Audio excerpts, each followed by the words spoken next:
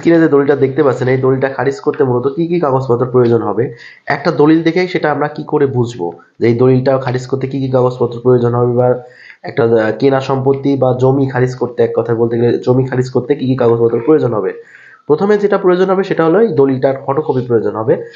আমি বলতেছি, আপনারা লিখে নেন। 1 নম্বরে প্রয়োজন হবে দলিলের ফটোকপি। 2 নম্বরে যেটা প্রয়োজন হবে দলিল গ্রহীতার যেটা লাগবে, দলিলে যতগুলো গ্রহীতা রয়েছে সেই দলিল গ্রহীতার এনআইডি কপি লাগবে। তো এখানে দেখতে হবে দলিল গ্রহীতা কয়জন। এখানে দলিল গ্রহীতা 1 জন, 2 জন, 3 জন। এটা সেলিনা পারভিন, সবুজ হোসেন এবং ফিরোজুর রহমান।